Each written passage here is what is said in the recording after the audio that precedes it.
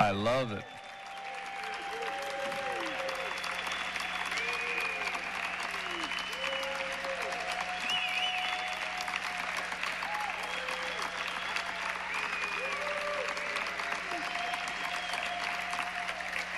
Thank you very much. Again, we are so pleased to have everyone here, the on-site and the off-site viewers, to the National Physical Education and School Sport Institute 16. Yesterday, I can't even say this, we trended on Twitter. Because of you, we trended on Twitter, hashtag PE Institute 16. Someone told me that that's good, trending. I don't know what it really means, but I think it's good. I think if everyone's here, let's see. We have Colin, we have Judy, and I think I saw Dolly.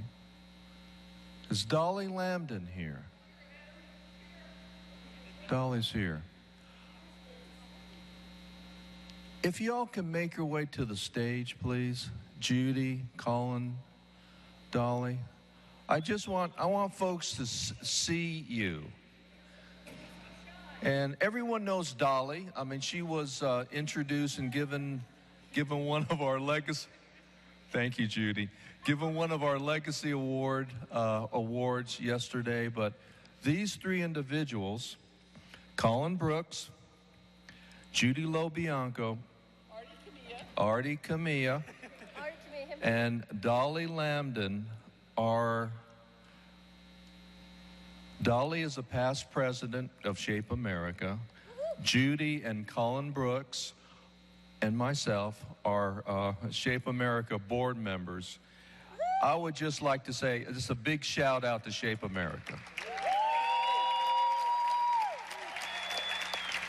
And I'm going to turn the mic over to Colin just to say something, say whatever you want to say, but not too long. Hello. Thanks for being here, everybody. And yeah, I'm a board of director for Shape America, and I really feel like I represent a lot of us as being a young member of Shape America, a person that uses social media, and just happy to represent you. Feel free always to talk to me about different things that have to do with Shape America. I'd love to be your voice. Good morning. Judy LoBianco, South Orange, Maplewood Schools, New Jersey. I'm a supervisor of health and physical education, as well as a Shape America board of director. And what I'd like to say to you this morning is many of you don't have a supervisor of physical education. So today I'm yours. And if I was up here and you were in the audience as my teacher, I would say thank you for being here. As I said yesterday, thank you for all the work you do. It's amazing. Together, we can make things happen. I'm so excited about Shape America's 50 million strong by 2029, 50 million kids in the country, strong, having the skills, knowledge, habits, confidence, desire to be physically active and make healthy choices, and 2029, the year that this year's kindergartners will graduate from high school. So we have a task in front of us, and I invite you to join in. Think about what your number is, and sign up. Count me in on the Shape America website. Thanks. Thank you. Thank you. Thank you. It is my great privilege to introduce, golly, it's bad. It's my great privilege to introduce Dr. Martha James Hassan, and I'm just going to ask her to come up. And thank you.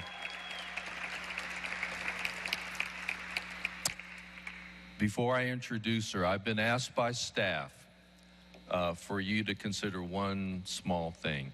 Those of you that are a breakout presenter, if you're a breakout presenter and did not pick out your t-shirt, if you would do that before lunch. And if you're one of the individuals that had reserved a t-shirt, please pick it up before lunch, because after lunch, we're just going to sell whatever remaining t-shirts we have. Martha, take it away. All righty. Thank you, Artie.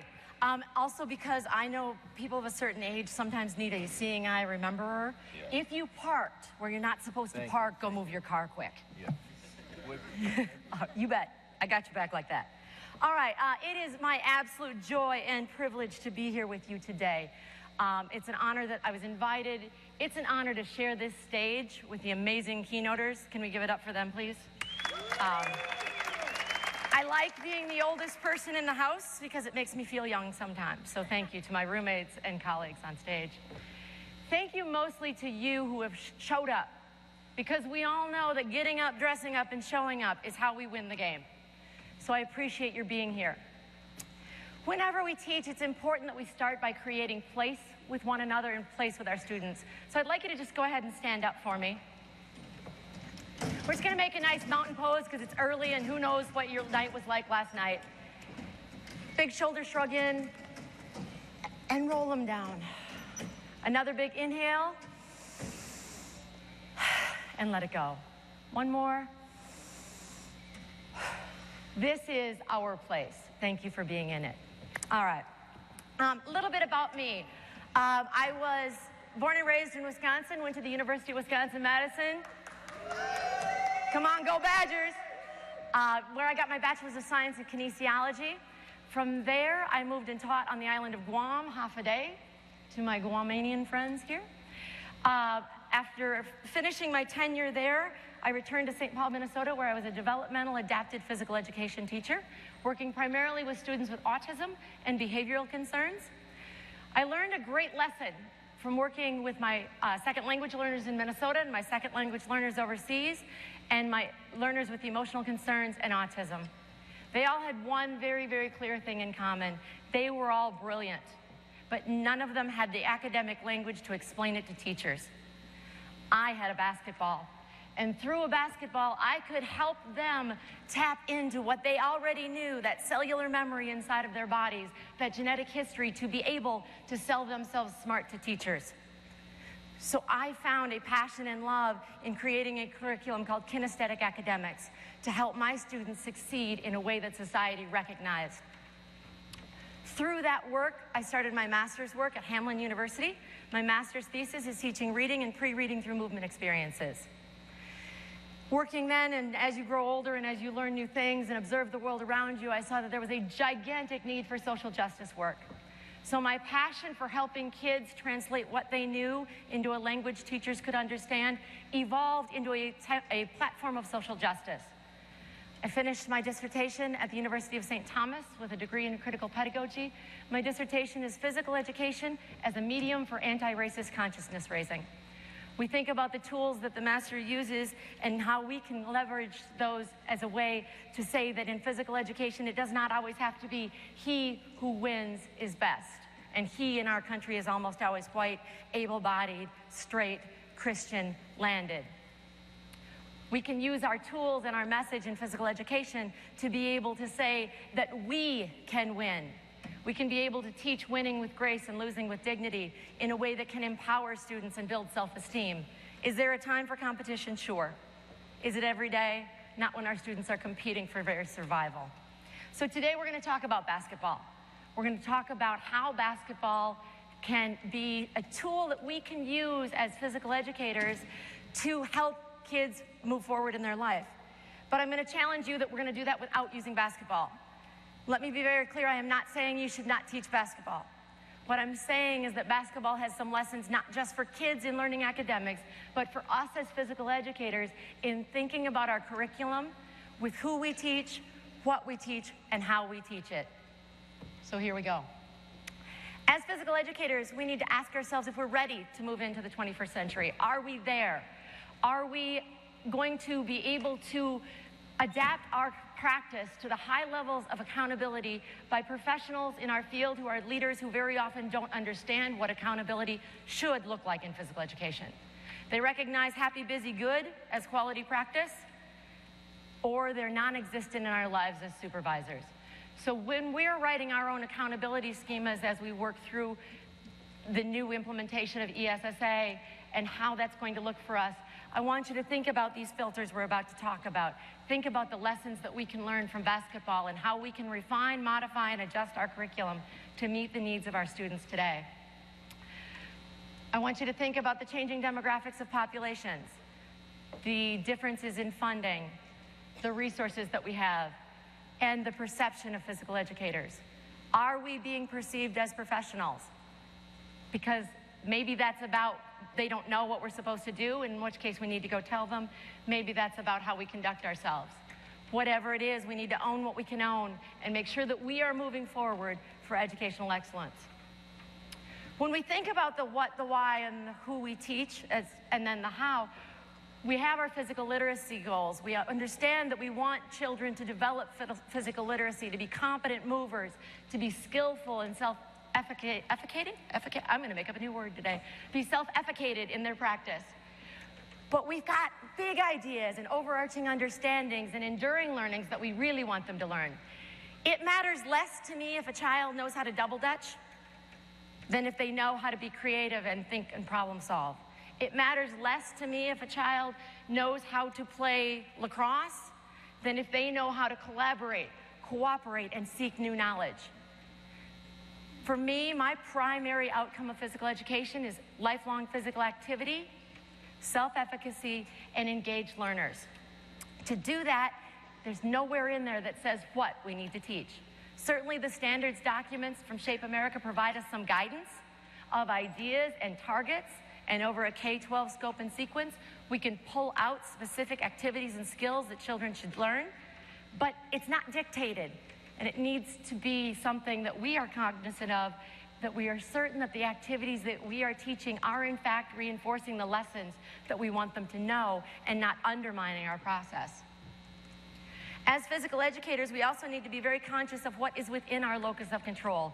What are the things that you can impact every day in your classroom, in your school, in your community? Then what are the things that are just outside of your locus of control but are in your sphere of influence? That's that perception part. How does your community see you? You get to control that. How does your community view physical education and physical activity? You get to control that. And then we need to look at everything outside of that and say, not my circus, not my peanuts, and let it go. So while we can advocate and we can set up voices for more funding, for more hours, more minutes, more time, more equipment, more teachers, more respect, those things happen out of our sphere of influence, and we can't hang on to that because these kids in front of us need us to be there for them regardless of how they see us out there. So within our sphere of influence, one of the things that I think is really critical, and this is, if you will, a call to arms to you. You're here because you are engaged professionals. You're here, and I've heard it many times in this conference in the last day and a half, because people here want to be excellent. People here are awesome human beings who are here not just to learn a new activity, but to learn better how to do what we're doing. You're going to go home to colleagues who might not be interested in that. You're going to go home to colleagues who might be struggling or stagnant in their practice. As Brené Brown says, it is in that space of vulnerability where we find growth, where we find excellence, and where the magic happens. We want to be able to be vulnerable and be courageous enough to look at our colleague and say, that's not quite right, let me help you. Or you need to find another resource.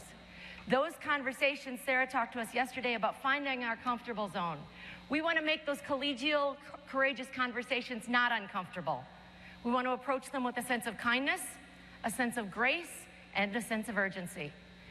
If we don't each one reach one and teach one to be better physical educators, we are not going to be able to leverage our sphere of influence to improve the profession of physical education. We also need to remember that at the core and heart of who we are and what we love, we play. This is the best part of our job. This is unfortunately, however, though, the part of our job that makes that public perception a challenge. When I go into the spheres of my other roles in my other life, and I talk to people, and they say, you know, what's your background? And I say, well, I'm a physical education teacher. They say one of two things. They either say, man, that's the best job ever, or they say, oh my God, that was the most humiliating experience of my life. The problem with that is those two perspectives are actually the same, because what they're both saying is we don't work. The, oh my God, I had so much fun, is the guy that threw the ball right in somebody's face every day. The, oh my God, that was so humiliating, was the kid who couldn't climb the rope. So while they seem very separate, when we go out and we're advocating, we need to understand that it's the same argument. So we need to keep play in the forefront, but we need to tell them the value of play. We need to show them that it is about the ing. It's the doing, the running, the jumping, the skipping, the playing, the laughing that matters, and why that's important for a child's education and why that's important for lifelong wellness. Dr. Gillick had a class one day, and he said, play is important, so I'm going to charge you with going and making a game. This game needs to be fun. It needs to be easy. It needs to be able to be done in multiple environments. Who answered Dr. Gillick's charge that day? Mr. Naismith answered Gillick's card that day, and he came up with the game of basketball. Okay? So there was a professional who understood play and who understood the value. How many of you have kids who every time you offer an opportunity for an independent study in human behavior as socialization and skill development, AKA choice time, how many of them play basketball? How many of your kids run straight for the basketballs? How many of you come back from a vacation or a break and the kids say, is it time for the basketball unit? How many of you love teaching basketball? How many of you think teaching basketball can be problematic? We have a really interesting intersection there, because I believe that too. I love teaching basketball. It's fun. It's great to see success, but it is super problematic in that kids come with a very different level of prior experience. Kids come with a, how do I delicately say, an inflated sense of ability, because I really like kids with high self-esteem and no skills, but they want to dunk first. The same exact thing happens with jump rope. You pull the jump ropes out and somebody's going, I want a double dutch. Dude, you can't turn the rope. Okay? So basketball can be problematic. But basketball also has a lot of things about it that are really, really beautiful. So what I'd like to do with you today is I'd like to take you through some of my experience in my now 25 years of public education, 21 of them in K-12, and now recently in higher education at Morgan State University. Take you through some of the lessons that I have pulled out of basketball, some of those nuggets that this is why I think they love it, so that we can then take those filters and say, I want to pick a new activity to do. How many of these filters does this meet? And my charge to you that if an activity does not meet the filters that we propose for it, that then we choose a different activity. We use this as a filter. Number one, does this activity have a clear goal? Wiggins and McTeague, in their Understanding by Design professional development workbook, use an acronym called GRASP. And they say GRASP is the key to developing quality curriculum. That G in GRASP stands for goals. We can debate whether the two in this picture are actually SMART goals or not. But you must have a goal. In basketball, there is a clear goal. Get that ball through that hoop. Clear. Everyone at every developmental level can understand that goal. Having a clear goal provides calm and comfort for kids. It's not ambiguous. I'm sure you've sat in that college class where your professor offered a project and everybody was like, what do they want? What do they need? Basketball doesn't leave any ambiguity. Put the ball in the hoop. Now, there are a lot of other activities that have that same clear goal. Lacrosse, put the ball in the net. Hockey, put the puck in the net. Golf, put the ball in the hole. All those, football, get the ball over the line. American football, by the way, for my overseas friends. But not all of those have that same passion, love that basketball does. So what is it about the clear goal of basketball that makes it different than, say, lacrosse or field hockey? My argument is that some of the future filters that we're about to talk about will show that it's not just about a clear goal, but it's about a clear goal and some other pieces. Does that mean you don't walk by somebody's front yard and there's not a kid who's playing and working on it by himself? Of course.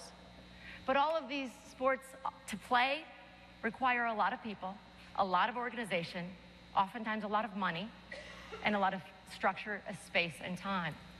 Those are things that are not always accessible to children, not always accessible to adults. I believe that it is that reason that adult participation in team sports activities decreases rapidly. So we're going to talk about basketball. We're going to keep these kinds of activities in our mind, though, as we go through these filters and think about what don't they do? Why are they not like basketball? Also, I should acknowledge that basketball is not the only sport or activity that meets all of these filters. There are many, many, many of them. Second filter. Second filter is that your activity must be culturally relevant. It must be able to meet the needs of your students. When I say culturally relevant, though, I want to make sure that it's clear that that is not just like, oh, generalization, these are Latin kids, I should play soccer with them all the time. That's not what it means. What it means is, do they reflect the background of your children? Do they reflect the background of your community? And can you create a culture in your classroom? So one of my examples of culturally relevant, I love teaching badminton. Absolutely adore teaching badminton because it's just hard enough. They fail just often enough, but then they capitalize on their success. And most kids that I've taught have never experienced it before. When I introduce the unit of badminton, I get a ton of pushback. Oh, I don't want to do this, all the reasons. And they blend together in that Charlie Brown's teacher. You've had Charlie Brown students, right? They don't like badminton, but you know what? Because we make it a part of our culture and they experience success in it, second time they have that independent study in human behavior, socialization, and skill development. Hey, Miss Martha, can we get out the badminton rackets? That's how I know I've won. That's how I know I've made it part of their culture, how we have created a culture. Third filter, is creativity a key factor for this activity? So when we think about basketball, basketball as it is, most assuredly has some creativity and offensive and defensive strategies in play, but they can also take it to things like dunk contests. Any of you old enough to remember the McDonald's commercial, Michael Jordan, Larry Bird, where they decided that they were trying to shoot the basketball, for those of you who are too young to remember, it had to bounce over the pine tree, under the garbage can, around the car, off of the Sears Tower, nothing but net. That allows for creative expression and success in ways that are not defined by that clear goal. So even if I can't necessarily get it in the net, I might be able to do some really cool things with that basketball. There are other activities, however, that have an immense amount of creativity to them. Things like creative dance. Things like skateboarding. But those things may not always fit into all of them, but they fit into some of them. And it is important as we look at our scope and sequence of our curriculum to make sure that we have plenty of opportunities in the activities, in the what we teach, to offer creativity, but also in our methodologies and instructional practices in the how we teach it. I mentioned skateboarding. Skateboarding also happens to have a very clear goal. Don't fall. The fourth filter, does this activity offer a continuum of entry and development? In other words, is it easily differentiated? As physical educators, we differentiate all the time. In fact, I think that every physical education teacher should lead the differentiation workshop at your school.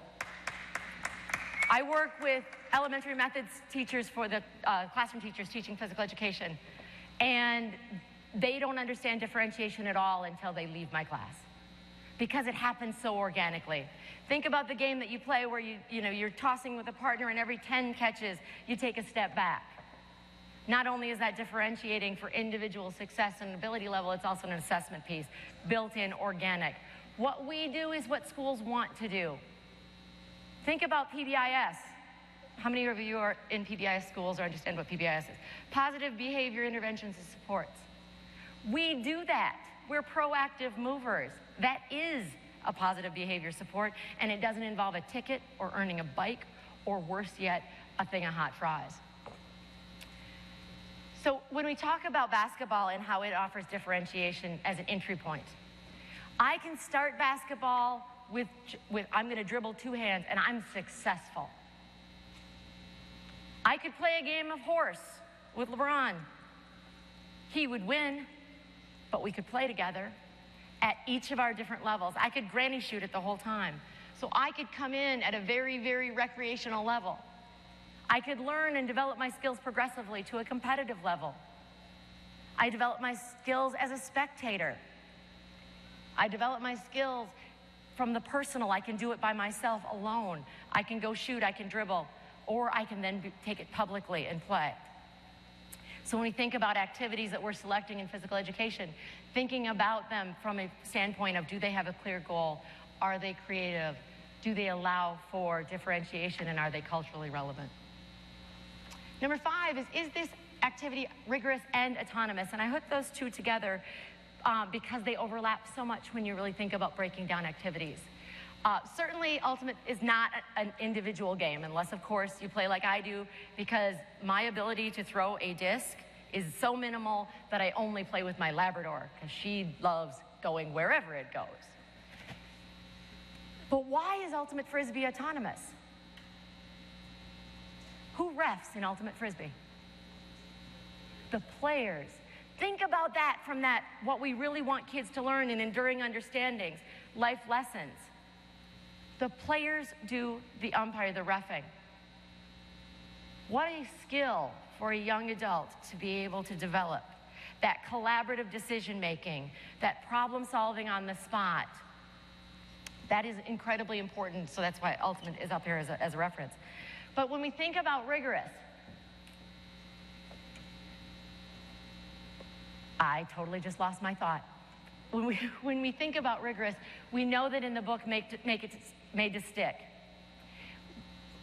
Learning that is deep, learning that is durable, has to be a challenge. If learning is too easy, it is like writing in the sand and it washes away with the tide. Think about the things that you have learned that were easy. Think about the things that you have worked for. How many of you happen to be playing Pokemon Go? Okay, they just got me started, and it's kind of ridiculous. But you'll find that it's just hard enough. There is a sweet spot in challenge where you experience a little success, but you want to keep trying. For those of you that aren't playing Pokemon Go, this is gambling.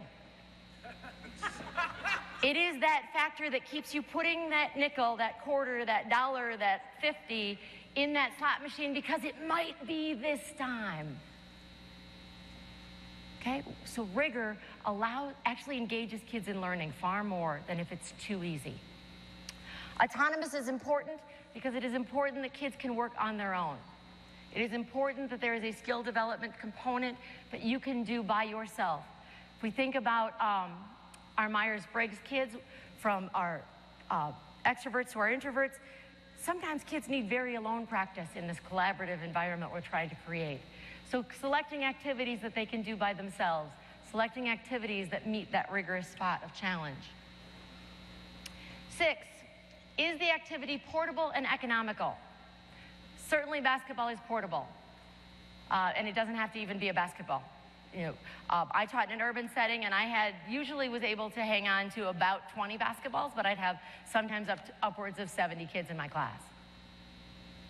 Red playground balls worked, high density balls worked, so it doesn't even need to be equipment specific. Is it economical?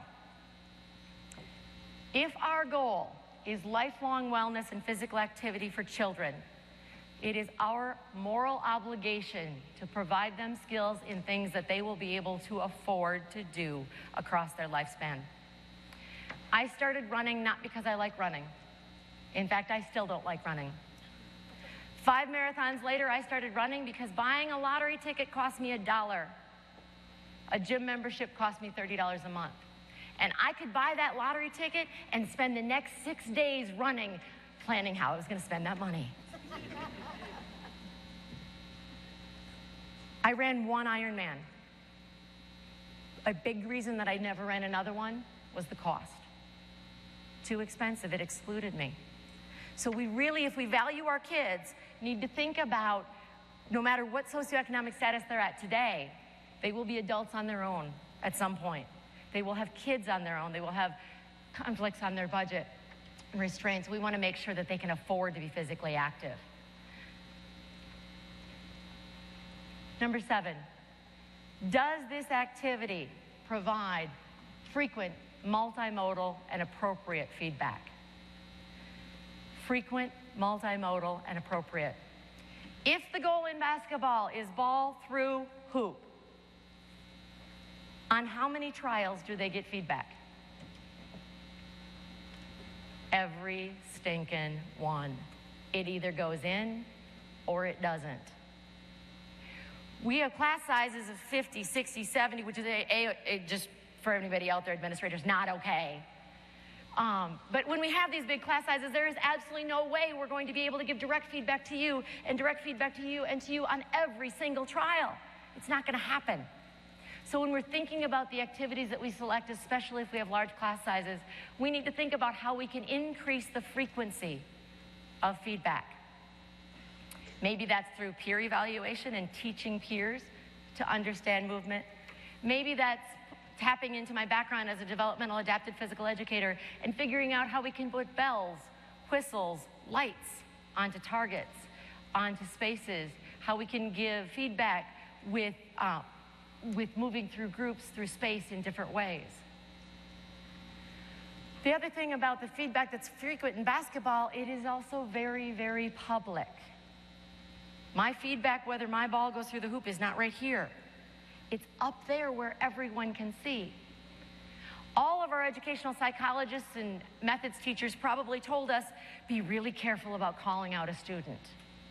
And that is true, because that calling out of a student is what we would call a high-stakes feedback. That is about their self-esteem and self-efficacy.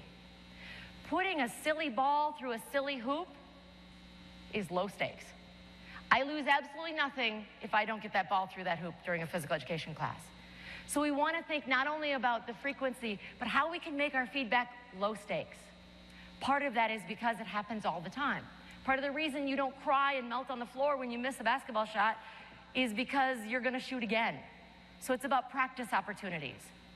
Low stakes is also about creating a culture in your classroom where excellence is expected, but humanness is embraced.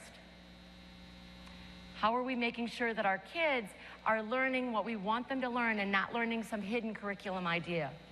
Think about it this way. If a kid fails and there's a high stakes consequence to that, are they going to think they're good at something? The introductory run, so let's say you're a jog run warm-up person. Students come in and you say, all right, ladies and gentlemen, today jog your 5 laps and then we'll get started with the objectives. What happens in that 5-lap jog? Well, every kid knows the fastest kid in the class, right? So they're watching that kid. And that kid probably laps everybody else at some point, or most kids. When that kid finishes it's usually his or her 5 laps, they stop, because that was the direction. Then the next group of people just stop. Lap 4, lap 3, wherever they are. The only people that continue and finish all 5 laps are those really, really good direction followers who are out there by themselves, 2, 3 of them usually, while the rest of the class is like, come on, man. We want to go. We want to get on with the lesson. Those 3 groups of people, your fast finishers, your finish earliers, and your follow-throughers, all learn a very different lesson. Your fast finisher learns, yeah, I'm awesome because I beat them. Not I'm awesome, period, but I'm awesome, comma. We want I'm awesome, period, or I'm awesome, exclamation point. Not I'm awesome conditionally on someone else being less awesome. The second group of people, the ones that stopped early, didn't finish their task, they learned that cheating is good. Cheating is validated, cheating is okay. They learned that, that direction, that instruction, that's for other people, not for me. Because I'm also going to finish faster, comma, than those other people, even though they didn't actually finish. And that third group, they're the ones that I feel the worst for, because what they have learned in taking 1, 2, 3 minutes longer than everyone else, they have learned that physical activity is not for them. They have learned that they failed in a very, very high-stakes public way. So even though we're talking primarily about what we choose to teach, regardless of what we choose to teach, it also matters very much how we choose to teach it. frequent, multimodal, and appropriate. My favorite appropriate feedback, and I would love it if we could figure out how to spread this message and be able to really, really double down on the opportunity. Think about the feedback a toddler gets. Down, boom. That baby took maybe 1, 2 little and fell flat on their arse. What did their adult do? Yay! Did that baby interpret that as, yay, I fell on my arse? No, that baby interpreted that as, ooh, I'm going to try again. So when we think about how we're giving feedback to kids, are we telling them that it's okay to fall as long as you get back up? Are we telling them that they are awesome for trying? Absolutely. Now, people will say, and all the motor learning research says, that feedback needs to be specific, whether it's corrective or whether it's general. Or, I'm sorry, corrective or positive. That it needs to be specific, and that kind of flies in the face of the toddler feedback. Because toddler feedback is most assuredly not specific. It is motivational and engaging. But that's where the appropriate comes in. Different levels of feedback are necessary for different levels of learners. If I'm a novice learner, I need much more of that atta-girl than if I am a master learner. I think about the comparison of Tiger Woods' golf game and mine. Tiger Woods can go up and address the ball, and his coach can say to him, you know, Tiggs, you need to bend your right leg another 3 degrees. And he can say, okay, and it will make all the difference in his swing. I go up to address the ball, and if somebody says, my father, this was him, straighten your arm, bend your knee, move back, you're not facing the right direction, what about your grip? And I'm thinking, I forgot milk at the grocery store. Because I am not yet at a level of skill with my golf game that I am able to understand lots and lots of specific feedback. Just like the toddler doesn't need you to tell him, you know, you're walking in high guard, because it's developmentally appropriate for a toddler to walk in high guard. The toddler needs you to say, yay, good job. So when we think about the amount of feedback, we need to make sure that it is frequent, that it is multimodal, low stakes, and developmentally appropriate. Also yesterday, we were taught a little bit about credibility. Aristotle, in his text on rhetoric, talks about credibility being the mixture of ethos, pathos, and logos. Ethos is the ethics. The ethics for us are guided by our standards and best practices. Are we using those ethics to be able to teach appropriately in physical education in our selection of activities as well as in how we teach? Logos, that logical reasoning. It doesn't make sense for me to teach one of my favorite units anymore. I loved teaching snowshoeing when I taught in Minnesota. I now live in Eastern Maryland. Teaching snowshoeing is not a logical choice for me if my goal is lifetime physical activity. So you want to be logical about what you choose, that it is informed by your cultural relevancy. And I think the most important part is that pathos, that passion. You have to be able to sell it. You have to love it. And if you don't love it, you have to embrace their love of it and be able to move forward as a leader, as a credible person who can persuade them, because that's what credibility does. It is how you persuade your audience to participate.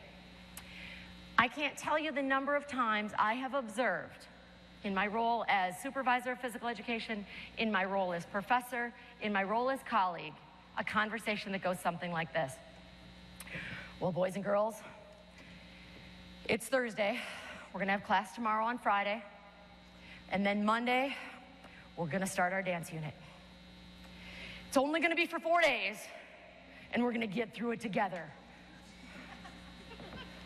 How persuasive is that argument? And what I'd like to key in on here, you know what laughter is, right? Laughter is social agreement. Laughter means you too have heard that or seen that. So when we talk about that zone of comfort in your colleagues, go back and talk to them about that. How much different is your dance unit going to go, even if you're the same person and you say, good morning, Monday, ladies and gentlemen. We are about to start our dance unit, and you know who doesn't like to dance? I don't, but I'm gonna be in here with you, and we're gonna go on it, and we are gonna have so much fun, and we are gonna learn so much together, and we are going to be so fit through this activity that maybe next year we'll have a whole year of dance theme. Different? in how you sell that message. So you need to be able to engage with it. I think you also need to have that love, because let's face it, folks, this job is hard. This job is nonstop, start to finish, very little accolades, very little support, very little love, except the unadulterated admiration of every child you serve. So we need to love it so that we go home fed, so that our souls are not hungry, so that we can be a part of the rest of our lives in the balls that we juggle between work, home, service. So when you're asking yourself for number 8, are these activities that I'm choosing things that I am credible with, even if I don't know how to do them at first, even if they're not in my typical wheelhouse? So of the 8 filters, most assuredly, every activity, again, is not going to meet all 8. My hope is that every activity you do in your gym meets at least 4 of these. My other call to action for you is that you go back and look at your scope and sequence, and you do a gap analysis. When you do a gap analysis, you look at your entire year and see how much of what are you doing. Hopefully, you're already doing this with standards. Are you addressing standards 1 all the time? When do you address standard 5? You can do the same thing with these 8. Let's think about a typical scope and sequence, and I'm going to go real typical here. So your first unit is going to be, and the fact that we're doing units tells you how traditional, typical this example is. Your first unit is your team building unit. Certainly has some creativity to it. Might have a clear goal if you're doing the how well. If your goal is get your group from that baseline to that baseline without touching the ground, that's a clear goal. It's culturally relevant because you are building what? Or we sleep? Culturally relevant because you're building culture in your classroom. You are creating this is how we are going to collectively manage our time here. In creating that second culture in your classroom, you are also helping your children with a hidden lesson of helping them learn to code switch. Helping them, well, we don't have to do that in the hallway. Well, you do in here.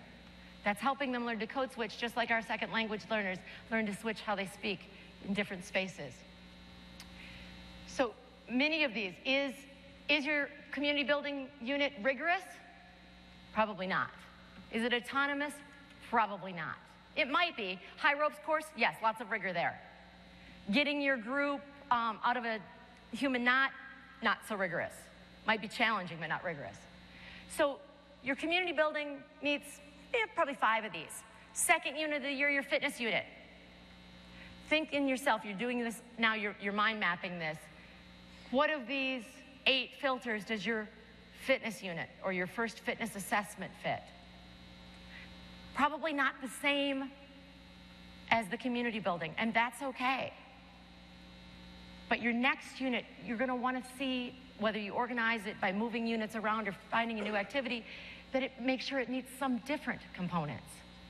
So that children are constantly being challenged and met where they are to be able to get them to where we want them to be, which is lifelong learners and wellness. Now, there was something that was missing. There was a piece that is not included in any of those 8 filters. And it's an important piece, and this is the piece that I think we need to evangelize to our colleagues. And again, just like teaching basketball is not wrong, including this is not wrong. However, if you teach basketball every year for just 5 days out of the year, once you factor out concerts, assemblies, snow days, heat days, oh my gosh, did I forget, I was taking the kids on a field trip today. Once you factor out all band lessons, everything that kids miss physical education for, even if you only teach basketball for 5 days a year, combined with those other misses, you're looking at up to 25% of your curriculum. So we want to think, for sure, we're not going to do it every year. So this other thing that's missing goes in that same category. We want to do it, but we don't want to do it all the time. We don't want it to be 25% of a K-12 curriculum. Anybody have any idea what's missing from my 8? What we want to avoid? Novelty. Nope. That's a good one. We want to have some novelty. We want to have some repetition, so there's some security. Thank you. competition. Competition was not on my 8. Competition can be a part of basketball. Surely you play horse, you play pig, you play 21, you play lightning, you play 3-on-3. All of those are competitive. But one of the things that I see when I go into physical education classrooms across the country is teachers saying, welcome to class, glad you did your warm-up, here's our objectives, divided into 2 teams, we're gonna play against each other. As soon as you introduce the element of competition, learning changes. It is much less about skill development, it is much less about personal efficacy, and it becomes about winning. Teaching winning with grace and losing with dignity is important, but it should be something that is not ever present and constant in our spaces. If we truly want kids to be lifelong learners, because just like that group of kids who ran all 5 laps, that group that loses learns something too. They learn that physical activity, at least on that day, is not for them. Now, we have a diversity of learners in our classrooms, and some of our students are awesome losers, and they'll come back and play again and again and again. I can't catch that Zoom bat for anything on Pokemon or Pokemon Go, but I still go back for them, but I don't go back for them all the time. In fact, I left 3 of them at the hotel this morning because I just didn't want to lose again. And if you have a student who just doesn't want to lose again and again and again, year after year after year, day after day after day, unit after unit after unit, what they're learning is that physical activity is not for them. We want to make sure that we're balancing competition and that we're making sure that both the what and the how that we teach are meeting the needs of kids. Clear goal, culturally relevant, creative, differentiated, rigorous, autonomous, portable and economical, lots of feedback, and you gotta love it. Thank you very much. Go be awesome.